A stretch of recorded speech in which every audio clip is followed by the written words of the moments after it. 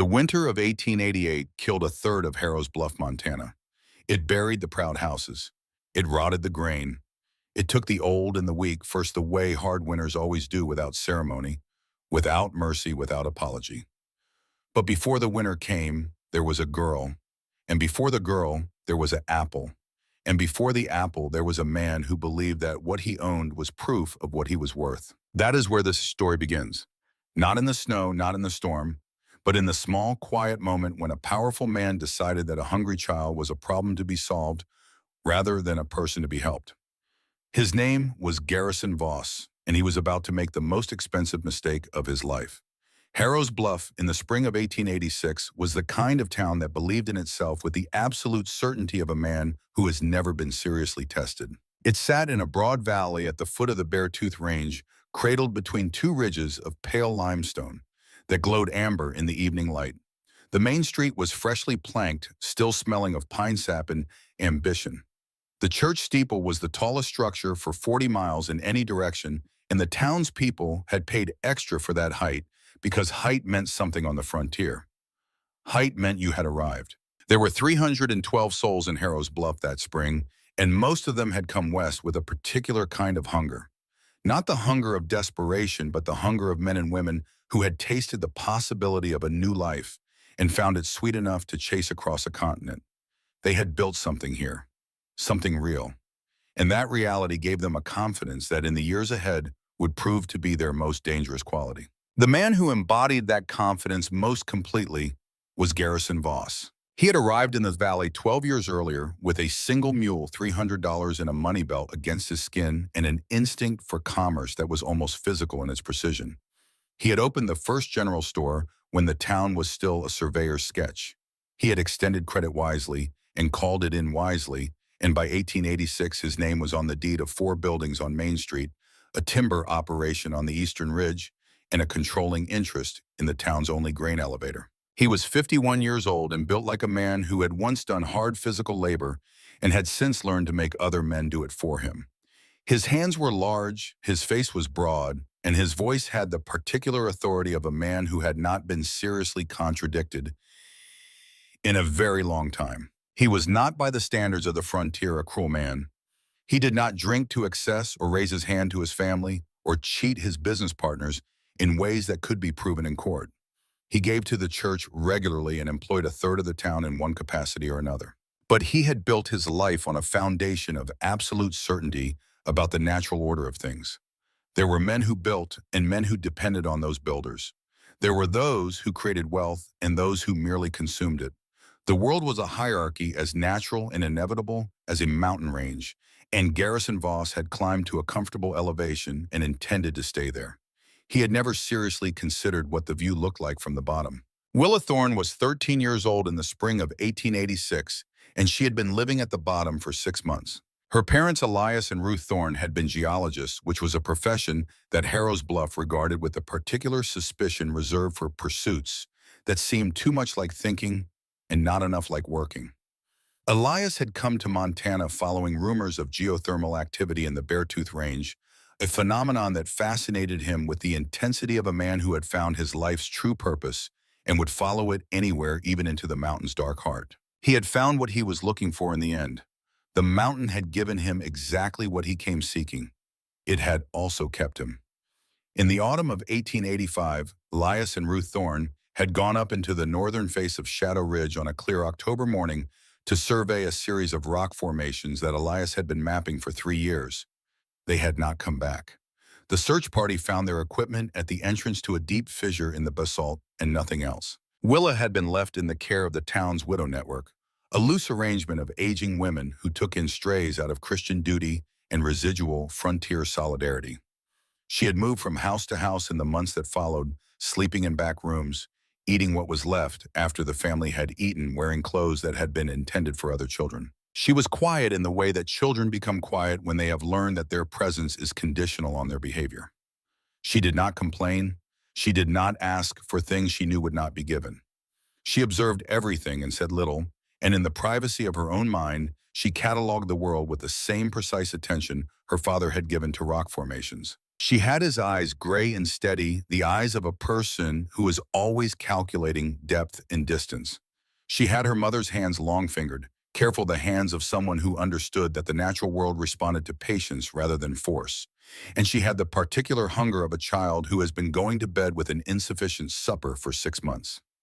It was a Tuesday in late April when she stood before Voss's Emporium and looked at the barrel of apples by the front door. They were last season's fruit, soft with age, their skins dimpled and brownish. The kind of apples that had passed beyond human appeal and were waiting for their transformation into slop for the pigs in Voss's pen behind the building. No one had touched them in days. The barrel sat in the morning sun, giving off a faint, fermented sweetness that cut through the cool spring air and found Willa's hunger with the precision of a key finding a lock. She stood there for what felt like a long time. She was not by nature a thief. She understood consequences with the clarity of a child who has had to understand them early. She weighed the risk against the hunger, and she weighed the hunger against the moral weight of taking something that was in the most technical sense not hers. But those apples were going to the pigs, and she had not eaten since the previous morning. Her hand moved before her mind had fully authorized it. Small fingers calloused from months of chores done in exchange for room and board closed around an apple that was soft enough to yield to the pressure of her grip. She drew it back. She had it. Thief. The word hit the air like a rifle shot. Garrison Voss stood on the boardwalk above her, and his face held the expression of a man who has just had a principle violated. Not property, a principle. The principle that things in this world belong to the people who had earned them, and that the natural order he had built his life on was not subject to exception, not even for hungry children. He came down the steps with the deliberate speed of a man in no hurry, because the outcome is already certain. He took the apple from her hand. She did not resist. There was no point in resisting. Just like your vagrant parent is, he said, taking what isn't theirs. The words landed differently than a slap, harder, in a place that didn't heal the same way skin does. Mayor Silas Merrick's office smelled of wood smoke and old paper, and the particular anxiety of a man who has spent his career trying to please everyone and has consequently pleased no one fully. Merrick was 53 with the soft midsection and careful eyes of a political animal, a man who had survived by being useful to the people with power and invisible to the people without it. He had been mayor for 6 years because Garrison Voss had decided that the town needed a mayor and that Merrick specifically should be that mayor. The arrangement had worked well for both of them in the way that arrangements between powerful men and useful men generally do. He sat behind his desk and looked at Willa Thorne the way a man looks at a problem he has not been given sufficient authority to solve. 2 of Voss's associates occupied the chairs along the wall, men whose primary qualification for town council membership was their willingness to agree with Voss in an official capacity. They sat with the patient confidence of men who knew how this would end. "What do you have to say for yourself, girl?" Merrick asked, avoiding her eyes. Willa stood straight. Her hands were at her sides. She had cleaned the worst of the dirt from her face with the sleeve of her coat on the walk over, and she looked at the mayor with those gray, calculating eyes that made men subtly uneasy in ways they couldn't quite name. "I was hungry, sir. They were going to the pigs." "Property is property," Voss said from his position by the window, his back half turned to the room as though the proceedings were already resolved and he was merely allowing them to catch up. "We cannot have vagrancy and theft in a town called Harrow's Bluff. It is an affront to order." Merrick cleared his throat. "Mr. Voss, she's just a child who stole. The age doesn't change the act." There was a silence in which Merrick did what he always did when caught between conscience and convenience. He calculated. He measured. He found, as he almost always found, that convenience was heavier on his particular scale. "She has no family," one of the council members offered. "No means." Voss turned from the window then, and there was something in his expression that Willa would think about for years afterward, not malice exactly, but the particular satisfaction of a man who has found an elegant solution to an inconvenient problem. "Her parents filed a claim on the north slope of Shadow Ridge before they died," he said. "The land is worthless, everyone knows that, but it's hers by inheritance." He paused, letting the shape of what he was proposing settle into the room. "Let her have it. Let her go there and fend for herself. An exile proportionate to her crime." Merrick's eyebrows rose slightly. "Mr. Voss, that slope is her parents' land, their legacy. It seems fitting that she follow in their footsteps. The cruelty of the reference was so clean, so precise, that several people in the room flinched before they caught themselves. Merrick looked at the girl. He looked at Voss. He looked at his own hands as though they might offer some alternative. "You will take your parents' horse and their tools," Voss said, addressing Willa directly now, "and you will be gone by sunrise. If you are seen in this valley again, you will be remanded to the territorial authorities." He turned back to the window. "I can survive there," Willa said. The room went very still. Her voice was quiet, but there was something in it that cut through the stillness of the office, with a quality that had nothing to do with volume. It was the voice of a person making a statement of fact rather than an appeal for sympathy. Merrick stared at her. Voss turned slowly. He looked at her with the full weight of his attention for what may have been the first time. What he saw was a small, thin, dirt-grimed 13-year-old girl who had just stolen a pig's apple and was now calmly telling him she could survive on the most inhospitable piece of rock in the county. "My father showed me the signs," she continued. "There's warmth in that mountain. He mapped it." Voss let a short, sharp sound escape him. Not quite a laugh, not quite a dismissal. The sound a man makes when he has heard something too absurd to treat seriously but too bizarre to ignore entirely. "Warmth in the mountain," he repeated. He shook his head. "Go find your warmth, little thief." Willa looked for just a moment not at Voss but at the map on the wall behind the mayor's desk.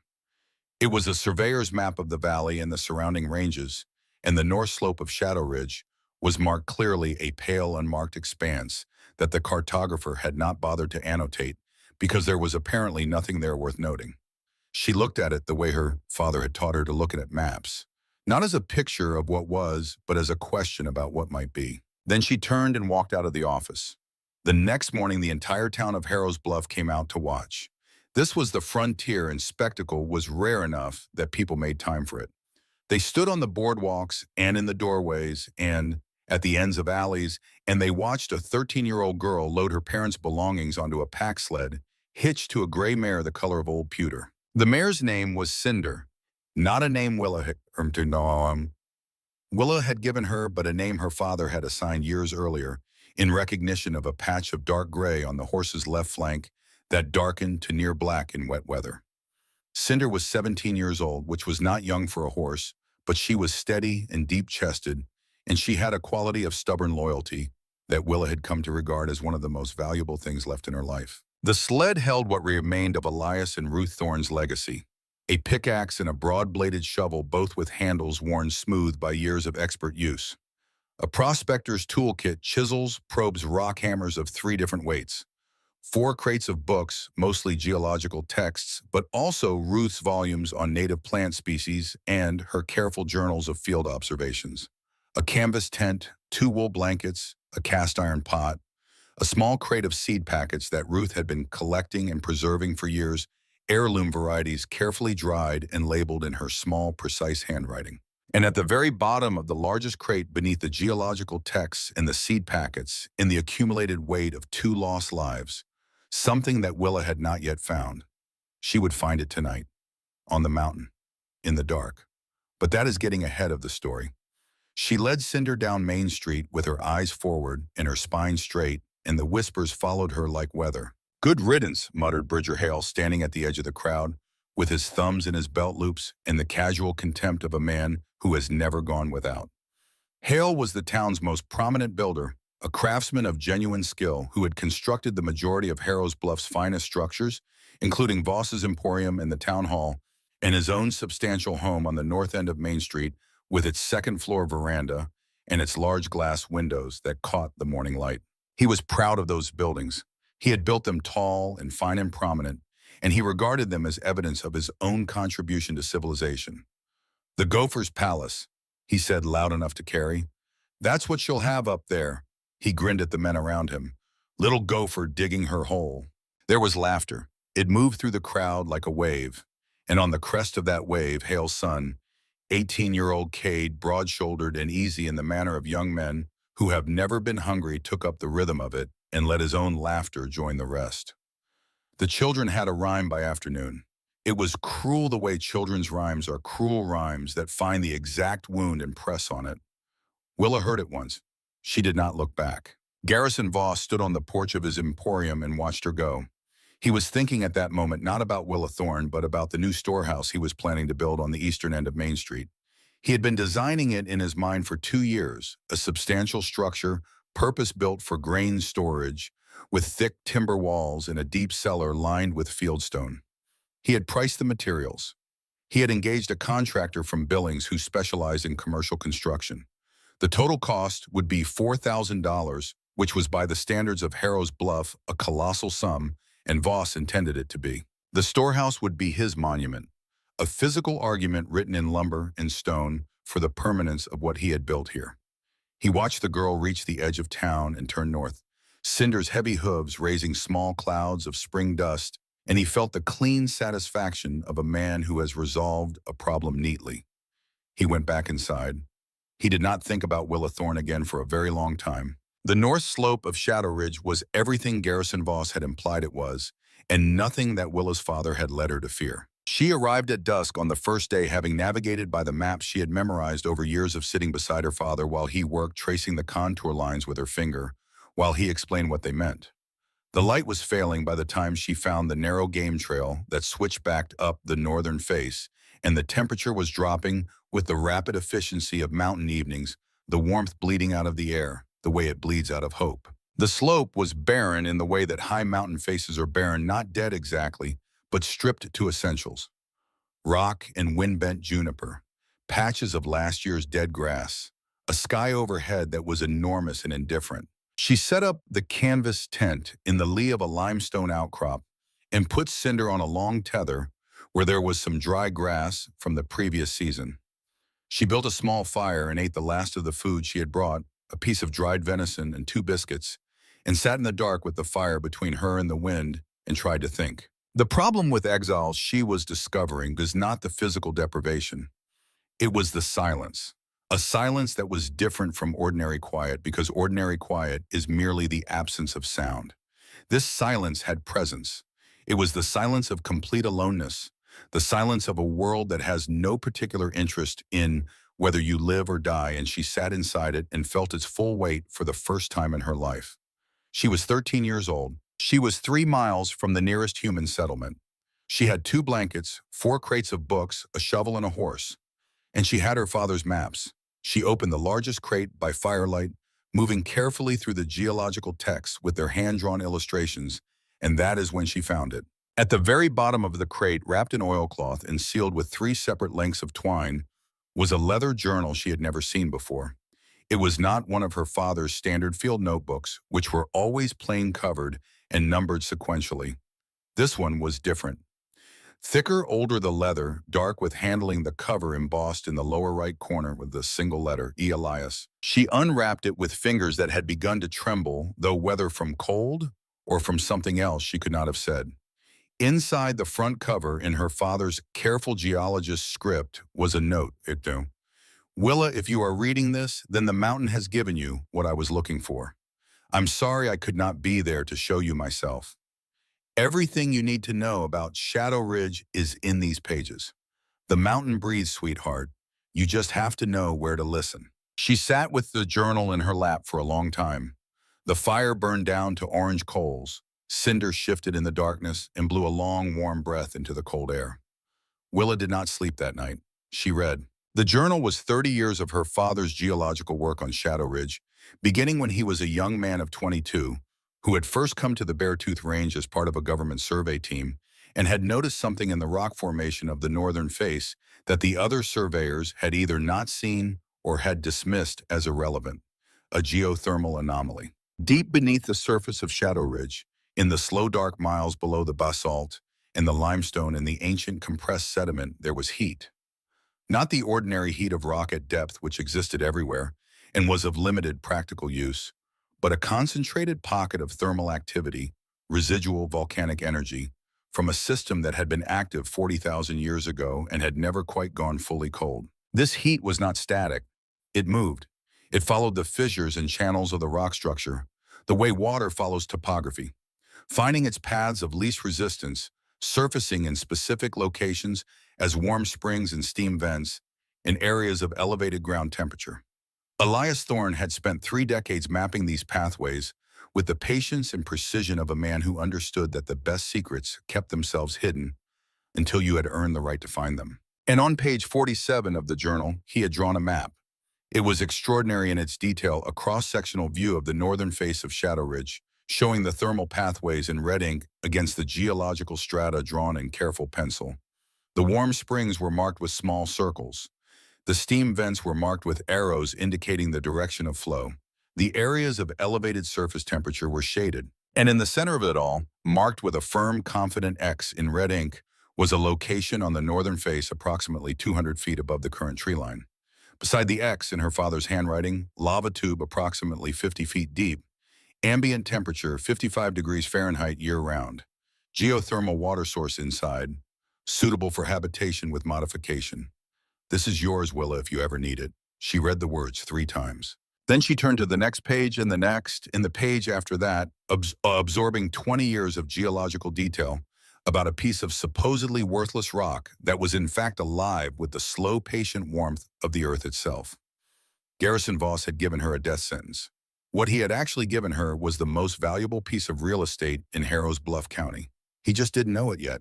She found the entrance the following morning just before noon, exactly where the map indicated it would be. It was hidden behind a curtain of ancient junipers that had grown into the rock face over generations, their roots finding purchase in cracks that would have been invisible to anyone not specifically looking for them. The rock wall behind the junipers appeared at first glance to be solid, but when Willa pressed her hand flat against the surface and held it there, she felt it. Warmth. Not the warmth of sunlight on stone, which was a different quality, entirely surface heat dependent on the angle of the light and gone by evening. This was something deeper, something that did not depend on the sun because it came from the opposite direction, entirely rising from below, from the slow geological engine that had been running in the dark heart of this mountain since before the first human eye had ever looked upon these peaks. She closed her eyes. Her father's voice came to her from 3 years ago in his study, bent over one of his geological texts with the lamp pulled close. The earth is not cold, Willa. That is the fundamental misunderstanding that people have about rock. Stone feels cold to the touch because it conducts heat away from your skin faster than air does. But the earth itself is hot, has been hot since before life existed, and will be hot long after we're gone. In certain places, that heat comes close enough to the surface that you can feel it. Those places are sacred in their way. The earth breathing. She pressed her palm harder against the stone. The earth breathing. She stepped through the junipers and found the fissure in the rock face narrow, barely wide enough for her shoulders angled downward for the first 6 feet before it opened into a low-ceilinged chamber. The air inside was close and mineral-smelling, with an undertone of sulfur that was not unpleasant, just distinct the smell of geology in progress. And it was warm. Not dramatically warm, not the warmth of a heated room or a banked fire, but the steady, consistent warmth of a temperature that does not change with the weather outside. 55 degrees, her father had written, and it felt exactly right. In the spring air outside, where temperatures were swinging between 40 in the day and 20 at night, 55 degrees felt like an embrace. She sat down on the stone floor and breathed. She was a 13-year-old girl who had been sent here to die. The mountain was warm. Her father had known it would be. She thought about what Garrison Voss had said in the mayor's office, the casual certainty of his dismissal, the sound that had escaped him when she said there was warmth in the mountain. The sound of a man absolutely confident in the limits of a world that in this particular instance extended considerably beyond what he could see. She thought about the journal in her pack, 30 years of her father's life wrapped in oilcloth at the bottom of a crate, waiting for her. She thought about the $4,000 storehouse that Voss was planning to build in the valley below, and about the grain it would hold, and about the pride with which he would stand before the town council and declare that Harrow's Bluff was secure. She did not know, sitting there in the warm dark of her father's discovery, exactly what the future held. She could not have predicted the storm. She could not have known what the winter of 1888 would take from the valley below or what it would demand of everyone who survived it.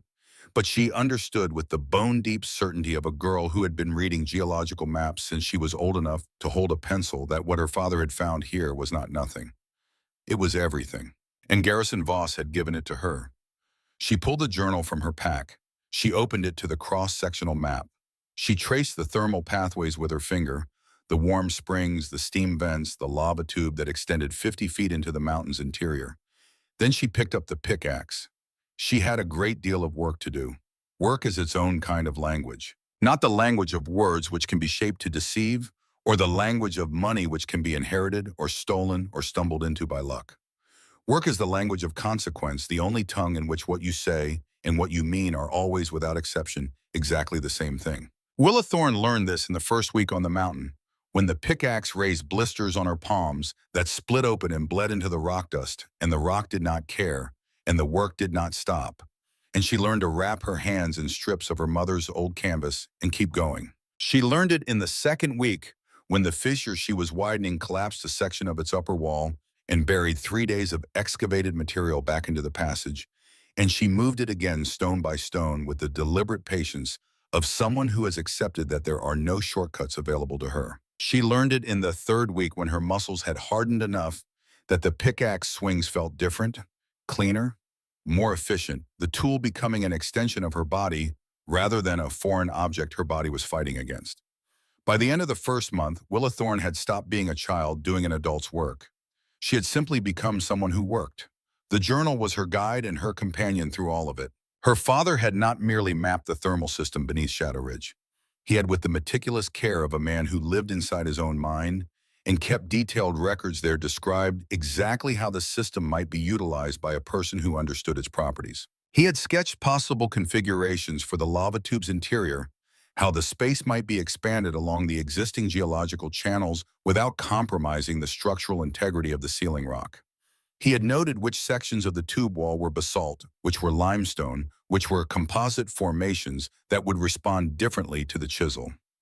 He had calculated the thermal water flow from the geothermal spring at the tube's interior, noting its temperature, its mineral content, its volume per hour. He had even designed in careful pencil on pages 48 through 52 a rudimentary irrigation channel, a shallow carved groove running along the western wall that would carry warm water from the spring to the areas he had designated for cultivation, maintaining both moisture and the elevated temperature that the right plants would need to survive. Ruth Thorne had filled the corresponding pages with plant science. Her handwriting was smaller than her husband's, more compressed, the handwriting of a woman who had a great deal to say and was always aware of the finite space available to say it in. She had researched cold-tolerant and low-light cultivars with the systematic thoroughness of someone who had understood perhaps more clearly than her husband that the theoretical value of this discovery depended entirely on whether a human being could actually live inside it. Kale, specifically the Siberian variety, which could tolerate temperatures down to 15 degrees, but thrived in the kind of steady, mild warmth the tube would provide. Carrots, the Danvers variety, bred for heavy clay soils, which would adapt to the volcanic substrate her husband had identified in the tube floor. Mushrooms, oyster varieties that actively preferred the darkness and humidity of enclosed spaces. Potatoes, the Irish lumper, which her notes described as practically indestructible, under most conditions, a quality that Willa would come to regard as the most important characteristic a plant could have. And seeds. Ruth had spent years collecting and preserving heirloom varieties, plants chosen not for their commercial appeal, but for their hardiness, their nutritional density, their ability to reproduce reliably without sophisticated intervention. The seed packets in the bottom of the crate were Ruth Thorne's most considered gift to her daughter, more considered perhaps than Ruth herself had known when she packed them, or perhaps exactly as considered as she had known. Willa had begun to understand that her parents had known more than they had said and had prepared more than they had revealed, and that the mountain and the journal and the seed packets were all of a piece. A provision assembled by two people who loved their daughter and understood with the particular clarity of people who'd spent their lives reading the evidence written in stone that the world is not as stable as it appears. She expanded the main chamber through the summer of 1886, working 6 to 8 hours each day, with the pickaxe and the broad shovel, following the geological pathways her father had mapped, with a fidelity that came from trust rather than blind obedience. She understood enough now to see why he had drawn the lines where he had drawn them, to see the logic of the rock's structure and how the expansion could follow that structure rather than fighting it. Cinder helped. The old mare had over 17 years of working beside Elias Thorne, developed a calm tolerance for enclosed spaces and unfamiliar tasks that made her invaluable. Willa rigged a simple harness system using her father's rope and the pack sled, and Cinder dragged loads of excavated rock and soil out of the growing cave and down the slope where Willa dumped them in an expanding berm that she was slowly shaping into a windbreak for the cave entrance. It was brutal work for both of them, but Cinder was steady and Willa was learning to be. The timbering of the ceiling was the most technically demanding part of the construction, and the part where her father's journal was most indispensable. Elias had worked briefly in a copper mine in his 20s before geology had become his vocation, and he had written extensively about the principles of underground support, how to read the rock above you, how to identify sections that needed reinforcement, how to cut and place timber in a way that distributed load rather than concentrating it at vulnerable points. Willa had no formal training in any of this. What she had was a journal written by a man who had known she might need exactly this information and the kind of focused attention that comes from understanding that a mistake in the ceiling means the ceiling comes down on your head. She was careful. She was methodical. And by the end of the summer, the main chamber, 50 feet long, 20 feet wide, with a ceiling that varied between 6 and 8 feet in height, was timbered and stable. She partitioned the eastern end for Cinder, constructing a low wall of stacked stone that separated the horses area from the cultivation space while allowing the warm air to circulate freely. She dug the irrigation channel along the western wall, spending 2 full weeks getting the grade right, so the water would flow by gravity alone. No pumping required, no mechanism to break at the worst possible moment. She affixed the mica sheets. This had been Ruth's idea, and it was the most ingenious element of the whole system. The cave entrance faced north, which meant it received no direct sunlight at any point in the year. This was a structural advantage. It meant the entrance was hidden from casual observation, and it meant the temperature differential between inside and outside was minimized because no direct sun would heat the entrance rock and drive warm air out. But it also meant darkness. Ruth had known about the mica deposits on the claim. She had written about them in her field journals, which Willa had read as a child without fully understanding their significance. Mica muscovite, specifically the pale, lustrous variety that split into thin, transparent sheets, reflected light with an efficiency that was startling until you understood the physics of it, and Ruth had understood the physics of it with the precision of a naturalist who had spent years observing how light behaved in forest interiors and cave systems. Willa spent 2 weeks splitting the mica deposits into sheets and affixing them to the walls opposite the entrance, angling them carefully to catch and redirect the indirect light that entered from outside. The effect was not dramatic. This was not sunlight, and the cave was not bright. But it was not dark either. The pale, diffuse, silvery luminescence that the mica sheets created was enough to work by, enough to read by in the hours near midday, when the light outside was strongest enough to see the color of a plant leaf and assess whether it was healthy. It was in its modest way extraordinary. The garden beds went in during the last weeks of summer. She had spent weeks during the construction process reading her mother's notes on soil composition, understanding that the volcanic substrate of the lava tube floor, dark, mineral-rich, slightly acidic, needed amendment before it would support the kind of cultivation she was planning. Ruth had written with characteristic precision about the nutritive properties of bat guano, which she had observed being used as a soil amendment in several of the agricultural communities she had visited during fieldwork. The colony of bats that roosted in a secondary chamber off the main tube had been producing guano for, by Willa's estimate, several decades. The secondary chamber floor was covered with it several inches of the dark, powerful material that smelled strongly of ammonia and life, and the deep biological productivity of creatures that had been eating insects and returning them to the earth in concentrated form for 30 years. She moved it with a shovel and a cloth over her nose and added it to the tube floor in the cultivation area, working it into the volcanic soil and the decomposed organic material that had accumulated near the entrance over years of windblown debris. She built raised bed frames from the lumber she had salvaged from 2 collapsed mining structures she had found on the upper slope structures that predated her parents' claim and had been abandoned when the ore ran out. Then she planted kale first, because her mother's notes indicated it would establish fastest and because Willa was hungry enough to want something to eat before winter.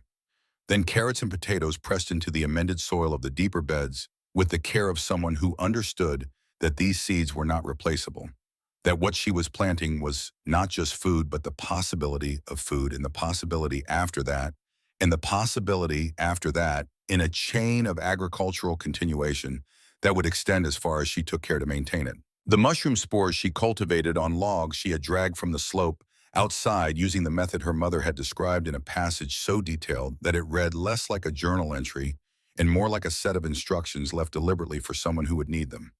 By mid-September, 6 weeks after the first seeds went in, the first green shoots were visible in the kale beds. Willa sat beside them for a long time and did not say anything.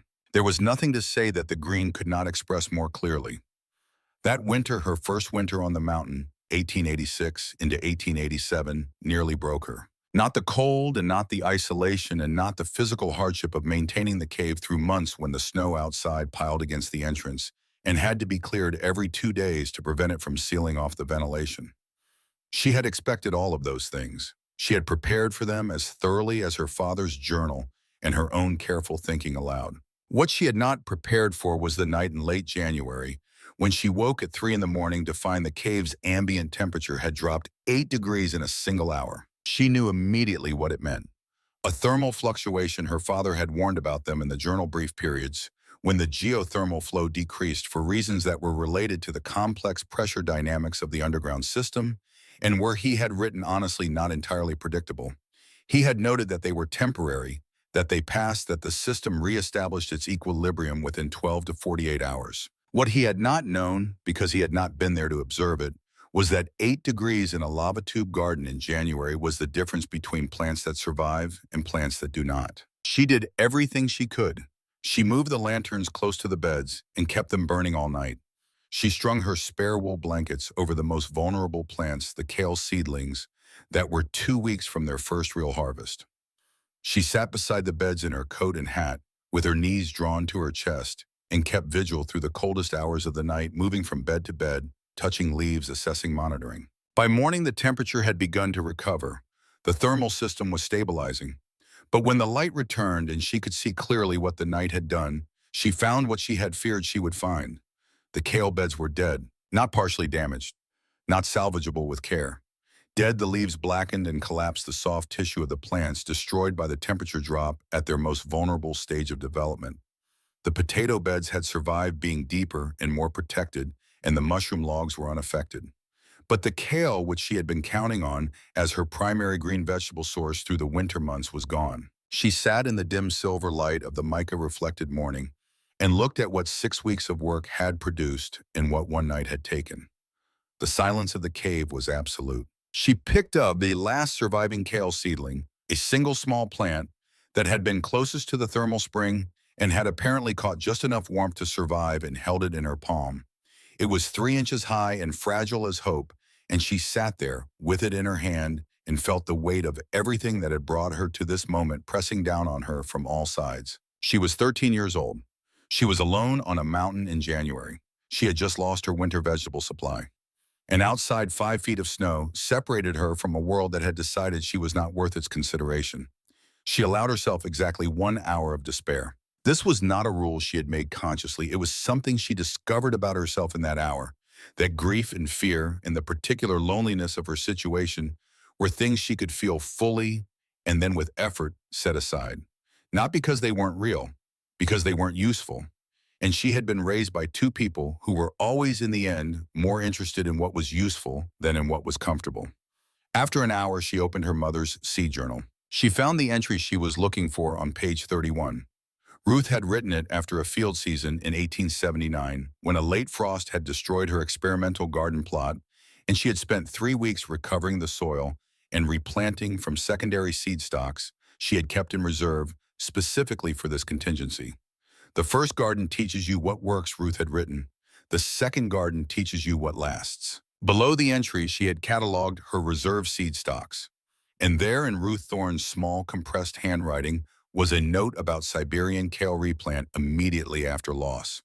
This variety recovers faster from cold damage than any other brassica I have worked with. The cold that kills the established plant also softens the seed coat of the replacement, allowing faster germination. A hard winter is not only a threat, it is also a preparation. Willa read the passage twice. Then she went to the seed reserve, A small tin box her mother had packed separately from the main seed collection, labeled secondary stock in red ink, and she took out the kale seeds and she planted them again. She adjusted the bed placement, moving it closer to the thermal spring's influence. She constructed a simple cold frame over the beds using salvaged glass from a lantern case and thin strips of wood, creating a microclimate 2 degrees warmer than the surrounding cave air. She monitored the thermal system with a new attentiveness, checking the cave temperature 3 times daily and recording it in her own journal, learning to read the patterns, understanding that the fluctuations had a rhythm she could not control but could anticipate. The second kale bed grew back stronger than the first. Her mother had known it would, and Willa Thorne, 13 years old on a mountain in Montana in the winter of 1887, learned the most important lesson of her life, not from success but from destruction, and not from the destruction, but from what came after it. You do not survive by avoiding loss. You survive by knowing what to do when loss arrives. Down in Harrow's Bluff, the seasons turned with the comfortable regularity of a prosperous town's calendar. Spring brought planting and the optimism that always accompanied the turning of fresh soil. Summer brought growth and the particular satisfaction of watching what you have invested in respond as you hoped it would. The harvest of 1887 was good, not exceptional, but solid, and the mood in town was the quiet confidence of people who had expected the world to cooperate and found this time at least that it had. Garrison Voss's new storehouse was under construction through the spring and summer of 1887. It rose from its foundation on the eastern end of Main Street with the unhurried confidence of a structure built by men who knew they were building something permanent. The contractor from Billings had brought a crew of 12, and the sound of hammers and saws was the town's ambient music. Through those months, the sound of prosperity and the act of becoming more prosperous. Voss visited the construction site every morning. He stood with his hands clasped behind his back and assessed the progress the way he assessed all his investments, with the patient attention of a man who believes that his oversight is itself a form of contribution and that things watched carefully tend to go well. He did not know, could not have known, because no one told him that the contractor from Billings had a habit when working far from his home territory of cutting small corners in materials where the cuts were unlikely to be noticed. The main structural timbers were as specified, but the secondary framing, the interior support members that gave the walls their rigidity against lateral pressure, had been replaced with slightly lighter gauge lumber than the plans called for. And the difference would matter only under the kind of extraordinary stress that, in the contractor's experience, commercial buildings in Montana Valley towns did not typically encounter. The lumber was not properly cured either. It had been cut late in the previous season and dried for 6 months rather than the 18 that good construction practice recommended. The contractor knew this. He had done his calculation and decided that 6 months was sufficient for the climate in the application. He had not consulted the climate. In the summer of 1887, the storehouse was completed, and Garrison Voss held a dinner for the town council and their wives in the building's interior, beneath the heavy beams and the smell of new wood, and made a speech about the security and permanence of what Harrow's Bluff had built together. The contractor from Billings had gone home by then with his fee and his secrets. Through the summer of 1887, the hunters who worked the high ridges above Harrow's Bluff began to bring back reports. The Thorne girl was still up there. This was to most of the town a piece of information that produced a sensation somewhere between surprise and embarrassment. Most people had assumed she was dead. The assumption had been comfortable. It resolved the story in the simplest way, turned a potentially troubling exile into a tragedy that could be mourned in the abstract without requiring anyone to examine their role in producing it. The news that she was alive complicated things. "Looks half wild," reported one hunter who had spotted her from a high ridge working outside the cave entrance in the summer heat. "Covered in dirt, hauling rocks like a—" He paused, choosing his word with the awareness of a man in a saloon who has stumbled onto something slightly delicate. "Like she means it." The town absorbed this information and made of it what it could. "Going gopher," Bridger Hale said one evening at the saloon, and the table laughed, and the phrase that had begun as an offhand mockery of a 13-year-old girl's exile began to settle into the town's vocabulary as a fixed expression used to describe any undertaking that combined maximum effort with minimum wisdom. Any man who had convinced himself that his particularly foolish project was somehow different from all the other foolish projects any soul devoted to a lost cause with more passion than sense. He's going gopher on that irrigation scheme. Don't go gopher on me, Bill. Just hire a professional. That whole venture has a gopher smell to it. Kate Hale used it most freely with the casual authority of someone who had been present at its coining and regarded the phrase as a small inheritance. He was 19 now, broad-shouldered and easy-voiced, a young man who had his father's confidence and his father's slightly limited field of vision. And he used the phrase without malice because for him, it required no malice. It was simply true. Obviously true, the kind of truth you didn't need to argue for because the argument was already settled. That girl was up there digging her hole in the mountain, and everyone knew why that was foolish, and the only thing left to do was find a name for the quality of foolishness she represented. He did not know, none of them knew, that the girl they were describing had just completed the second of her 2 geothermal irrigation channels and was currently transplanting her third succession of kale into beds that were producing more reliably than any garden in the valley below. The autumn of 1888 arrived with a particular quality of light that Willa had learned over 2 years on the mountain to pay close attention to. She was 15 now, and she was not the girl who had arrived here with 2 blankets and a pickaxe. The work had remade her the way the mountain remade everything it touched, slowly, thoroughly, without sentiment, in ways that were invisible in the moment and undeniable in the result.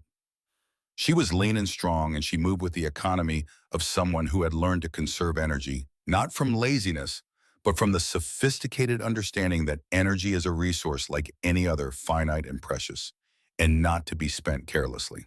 Her world had the ordered quality of a system that has been built and refined over time. The main chamber of the cave, she had long since stopped thinking of it as a cave, was her home in the fullest sense. The kale beds along the western wall were in their 6th succession, producing reliably in the warm glow of the mica-reflected light. The potato beds in the deeper interior were mounded with healthy foliage. The mushroom logs were fruiting in their 3rd cycle. Cinder's area was clean and well-bedded with dry grass that Willa harvested from the slope below each autumn. She had added 2 goats the previous spring, trading 3 months' worth of surplus mushrooms to a passing trapper who had more animals than he needed and was heading into winter with an excess that would eat his provisions. The goats, a brown doe, and her yearling daughter occupied a second side chamber that Willa had excavated and ventilated specifically for them. Their milk was a resource she had not had before, and its nutritional contribution to her diet had been significant. Her system was complete. Not perfect, she was always finding ways to refine it, always observing what worked and what could work better. But complete, self-sustaining, alive. And in the autumn of 1888, the animals were behaving in ways that Willa had never seen before. The pikas, the small, round-eared rock rabbits that colonized the talus slopes above the cave, were gathering dried grass with a frenzy that was qualitatively different from their ordinary autumn industriousness. She had been watching them for 2 years, and she knew their rhythms. This was not their ordinary rhythm. They moved with an urgency that suggested not merely preparation, but something closer to desperation, as though they were racing a deadline that they could feel and she could not yet see. The marmots went into hibernation 3 weeks early. 3 weeks. She noted this in her journal with underlines. The elk that normally grazed the high meadows above the ridge had descended 2 weeks ahead of their usual schedule, moving through the valley below in numbers she had never seen in the afternoon hours, as though they had made a collective calculation about where they wanted to be when whatever was coming arrived. And the wind from the north had changed in a way that was difficult to describe precisely, but unmistakable to someone who had been living with it for 2 years. It had a different edge, not merely colder, but somehow denser, as though it carried more in it than ordinary cold air carries, as though it had traveled a very long way over a very cold surface and had picked up the cold of that surface and was bringing it here. Her father had written near the back of his journal in a section she had read many times, "The animals understand weather in ways we have not yet learned to articulate. They do not have instruments or theories. They have bodies tuned by a million years of selection to survive, and survival means reading the future accurately. When the animals disagree with the almanac, trust the animals." She spent 3 weeks preparing. She hauled extra firewood, not because the cave needed it for heat, but because she cooked over fire and the winter might be long. She reinforced the hide that covered the cave entrance, adding 2 additional layers and constructing a small, cold trap vestibule at the entrance mouth that would prevent the outside air from reaching the cave interior directly. She double-checked her food stores, the dried meat from the rabbit and hare traps she maintained on the slope, the root vegetables she had harvested and stored in the cool section of the side chamber, the preserved mushrooms, the cheese she had been making from the goat's milk since early summer. She was not afraid, but she was paying attention. Down in Harrow's Bluff, they were celebrating. The harvest of 1888 was the finest in the town's history, a bumper crop of wheat and corn that overflowed the existing grain storage and made Garrison Voss's new $4,000 storehouse not merely a monument to his foresight, but a practical necessity that the town had been lucky to have ready in time. He stood before the town council in the third week of October, in the same office where 2 years earlier he had dispatched a hungry child to her death on a barren mountain, and he made the speech he had been composing in his mind since the first day of construction. "Providence has smiled upon us," he said. "This town, its people, its industry, its faith is secure for the winter. The storehouse is full, the cellars are stocked. No one in Harrow's Bluff shall know hunger." The council applauded.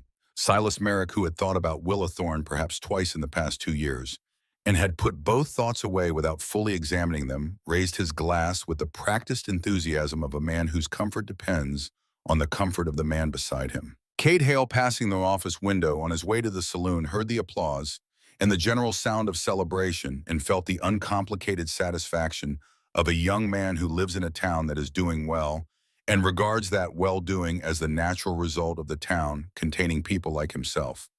He did not look at the mountain. No one did. On the morning of October 29, 1888, Willa Thorne sat at the entrance of her cave inside the hide curtain, looking out through the narrow gap at the sky to the north, and watched the color drain out of the world. The sky turned first, not the gray of an ordinary storm front, but something deeper and stranger, a bruised yellowish purple that had no business being in a sky, a color that felt like a warning in a language older than words. The air went absolutely still, the way air goes still before something very loud. She pulled the hide curtain closed. She checked the entrance seal. She went to Cinder's area and put her hand on the mare's neck and felt the horse's muscles tense the way animals go tense when they know something is coming that they cannot outrun. "I know," she said quietly. "We're ready." She went to the kale beds and checked them one last time. She went to the potato beds. She checked the goats. She lit 2 of the tallow lamps and set them in their places. Then she sat down on the stone bench she had built against the eastern wall in the steady, 55-degree warmth of the mountain's long breath, and she waited. Outside in the valley below, where 312 souls were celebrating the greatest harvest in memory, the sky continued to change. And then the storm arrived. It came as a wall, not as weather gradually intensifying, but as a solid moving force, a transformation of the world from one state to another in a matter of minutes. The temperature dropped 50 degrees in less than an hour.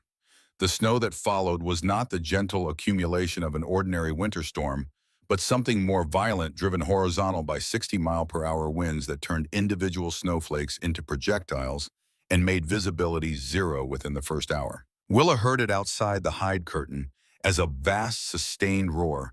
Not the sound of wind she knew from 2 winters on the mountain, but something on a different scale entirely, as though the atmosphere itself had made a decision about this valley and this town and was implementing that decision with the indifference of geology. Inside the cave, the air was still. The temperature read 55 degrees. The kale was green. The goats shifted in their pen, and one of them made a soft sound that might have been complaint or might have been contentment. Willa opened her father's journal to the page she had read the most. Page 47, the cross-sectional map with its red ink pathways and its confident X, and she traced the thermal channels with her finger, the way she had traced them on the first night in the dark by firelight, when she had been 13 years old and just beginning to understand what her parents had left her. She thought about Garrison Voss's storehouse full to the rafters, with Harrow's Bluff's winter supply sitting in the valley below with its 6-month cured timber and its slightly undersized secondary framing and its proud flag of investment and certainty. She did not feel triumph. She felt something quieter and more complicated, the sorrow of someone who can see what is coming and is powerless to prevent it, who prepared for the right thing for the right reasons and now has to wait while the people who laughed at her preparation discover what unpreparedness costs. She pulled her coat around her shoulders. She listened to the mountain breathe. Outside, the ghost storm settled in for its 3-week stay, And in the valley below Harrow's Bluff began to break. The storm did not pass. It settled. By the end of the first week, Harrow's Bluff had stopped expecting relief and had begun quietly to adjust its understanding of the world. This was no longer weather. This was condition. The sky did not clear. The wind did not ease. The cold did not fluctuate. Everything remained fixed in a state that felt less like a passing hardship and more like a decision made somewhere beyond human reach. At first, they tried to behave as though nothing fundamental had changed. Men still stepped outside in the morning to check on their animals, though most of those animals were already gone or dying. Women still prepared meals, though the portions grew smaller each day. Children were told stories at night to quiet their fear, though the adults telling them no longer believed in the endings. The storehouse remained the center of their confidence. It stood there on the eastern end of Main Street, buried halfway in snow, but still upright, still present, still holding everything that had been gathered through the most successful harvest the town had ever known. As long as it stood, they told themselves the town stood. That belief lasted 12 days. On the 13th, they tried to open it. The doors had frozen into place. Not stuck, not merely stiff, but sealed the seams packed with ice so dense it had become structural. They brought tools. They struck the hinges, the edges, the frame. The iron rang out sharply in the cold air, but the wood did not give. The ice absorbed the force and held. They worked in shifts until their hands lost feeling. By afternoon, the effort had stopped producing progress and had begun producing only exhaustion. Garrison Voss watched it all without speaking. He did not intervene. He did not redirect. For perhaps the first time since he had arrived in the valley, he did not know what the correct action was, and that uncertainty held him still. What he did notice, though, was the sound, not from the men, from the building. It was subtle, a low, intermittent strain that moved through the timber in long, slow pulses. Wood under pressure does not shout. It complains, it adjusts, it carries weight until it cannot. And there was a great deal of weight. Snow had not fallen in layers. It had been driven, compacted, forced against every surface by wind that did not rest. The roof carried more than it had been designed to carry. The walls resisted pressure from directions they had not been built to resist. The structure was no longer storing grain. It was containing a mountain. By the 15th day, the town had begun to ration what little food remained outside the storehouse. By the 17th, the conversations had changed. People stopped discussing when the storm would end and began discussing how long they could last if it did not. By the 19th day, no one spoke about abundance anymore. On the 21st, the storehouse failed. The collapse began with a single fracture along the central beam, a sharp crack that cut through the morning air and drew people out of their homes despite the cold. They did not need to understand structure to recognize finality. Something essential had broken. The beam split under the accumulated load, and once it did, the rest followed with brutal efficiency. Weight shifted, redistributed, found the weaknesses that had always been there and had never mattered until now. The lighter framing inside the walls gave way first, then the outer supports, and then the roof came down in a heavy, unstoppable descent that buried everything beneath it. The grain did not spill into the street, it disappeared. By the time the noise ended, the storehouse was no longer a building. It was a mound. And inside that mound was everything the town had planned to live on. They tried to dig, of course they tried, but digging in that cold through compacted snow and broken timber without proper tools and without enough strength left in their bodies to sustain the effort was not a solution. It was an expression of refusal. They worked until they could not feel their hands, until their breath came shallow and uneven, until even the attempt began to look like denial rather than action. After 2 days, the digging stopped. No one said it out loud, but everyone understood. The food was gone.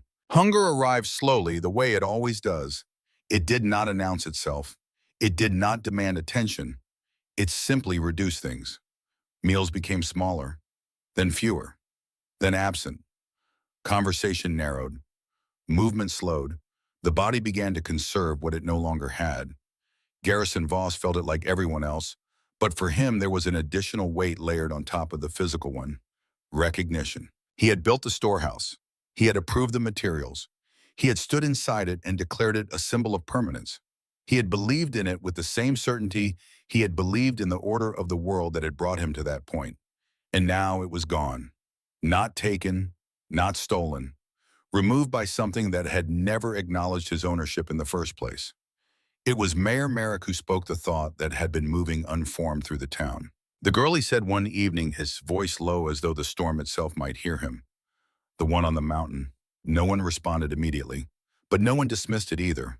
They all remembered. They had not thought about her in months, perhaps years, because thinking about her had required a kind of honesty they had not been interested in maintaining. It had been easier to assume she had died, easier to close the story. Now the story had returned. They said she lived, Merrick continued. The hunters, last summer. Garrison Voss did not look at him. He did not need to. He remembered the look in her eyes in the mayor's office. The certainty, the absence of pleading. I remember, he said. Silence followed. Not disagreement, not debate, just a slow, collective realization that something they had dismissed might now be the only thing left. 3 days later, they sent a group. Not many. They could not spare many.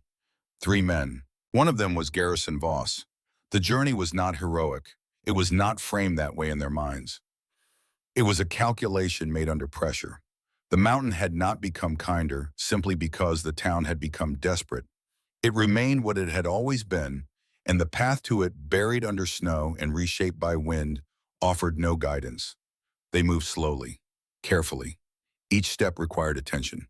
Each decision carried consequence. One man turned back before the first night, his hands no longer responding to him. Another collapsed on the second day and did not rise again. Voss continued alone. He did not frame this as courage. He did not frame it at all. There was no narrative left in him to support that kind of thinking. There was only movement in the absence of alternatives. He found the junipers near midday on the second day. They stood out not because they were obvious, but because they were wrong. Too dense, too deliberate. Growth like that did not occur by accident on a slope like this.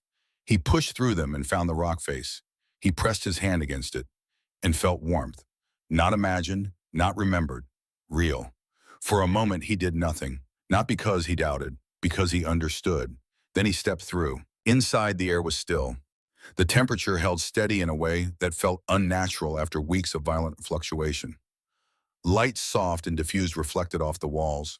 There was green in the space. Living green. And Willa stood there.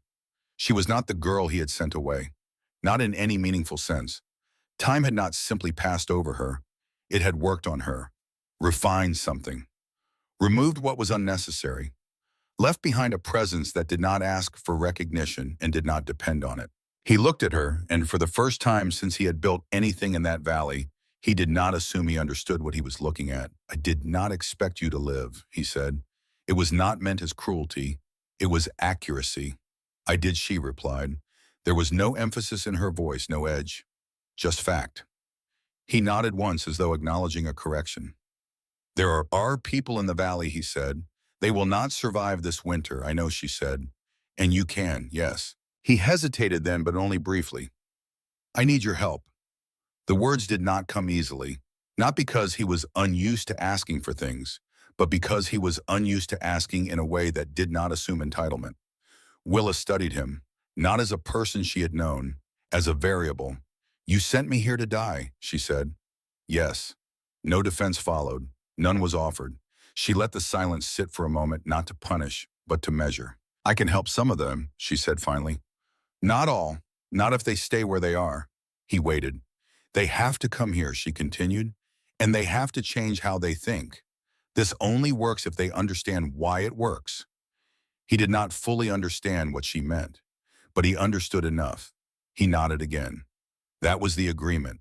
No ceremony, no forgiveness, no resolution, just alignment with reality. The climb began the next day. It was not orderly. It was not efficient. It was what desperate movement always is: uneven, painful, incomplete. Some made it, some did not. The mountain remained indifferent to the distinction, but enough reached the cave, enough to continue. By the time the storm broke weeks later, Harrow's Bluff was no longer what it had been. The number of its people had been reduced. The shape of its life had changed. The confidence it had once carried had been replaced by something quieter, more careful, less certain, and more real. And at the center of what remained, not in the valley, but on the mountain above it, there was a system that had been built not on belief, but on understanding. Garrison Voss stood at the edge of it one morning late in the winter, watching Willa move through the space she had created, and he saw with a clarity that came too late to prevent what had already happened, but early enough to change what came next, the cost of the mistake he had made. Not the apple, not the exile, the assumption behind both, that a person's worth could be measured by what they possessed. He had believed that. He no longer did. And the mountain which had not cared what he believed, it continued to breathe steady and unchanged beneath them all.